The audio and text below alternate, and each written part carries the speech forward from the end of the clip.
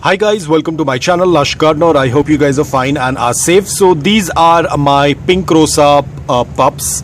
Remember, I had made a video on it. I'll put it on the screen when the leaves were taken. Remember, I had made a whole video on taking out the leaves. I'll put it on the screen as well as with the date. Now, of course, as I've said this earlier as well, not all of the leaves will be successful. Some of them are going to dry out much faster compared to the others, depending upon the leaf itself. So all you have to do is just get rid of the leaves. Like this one did not give me any pup, which is absolutely okay.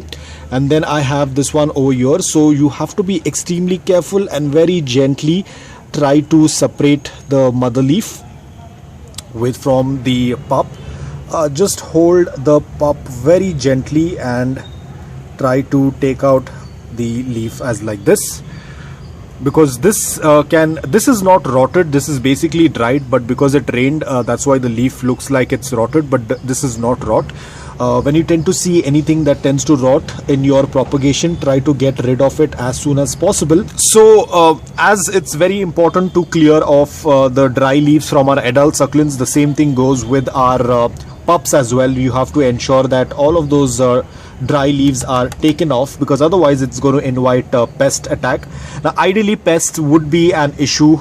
We can't do much because the leaves are very tender, they are very juicy, so a lot of times the mealy bugs will come in. You can see there is one mealy bug over here, so it's a very common thing that you will tend to see mealy bugs every now and then. Now definitely these are pups, you cannot use any chemicals on them, otherwise that is definitely going to damage them. So what you do is you just take some cinnamon powder and you just sprinkle it around the pot.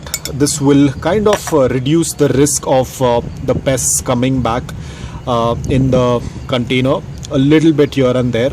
Even if it falls on the leaves, it's absolutely fine, there is nothing to be worried, but try to aim only into the soil first. If it accidentally falls on the leaves, it's okay, you don't have to be worried. So this is how I tend to take care of them. I don't get much panicked when I tend to see mealy bugs on my propagation. I just sprinkle some dry cinnamon powder and it kind of takes care. Majority of the issues are taken care. There is no issue with any bacterial infection or any fungal attack, because cinnamon powder has this antifungal properties and it tends to take care of all of those issues. So now again, because it has been raining a lot, so this got bottom watered, so I don't have to be worried about watering it. It's already quite wet. I was thinking of adding and doing a bottom watering and showing it to you guys, but it's already pretty wet. You can see there's a lot of water, so I'm not going to be doing any watering right away. All I have to do is just wait. I don't know how long it's going to take, so probably by next year, February or March or maybe April, they might have a decent size. But as of now, they are going to stay like this. Again, very soon there will be winters, and pink Rosa most probably I think belongs to the Graptovaria. I'm not very sure, so please don't quote me on that. Probably it is a variety of Graptovaria. So in case if it tends to go dormant, the growth rate will be slow.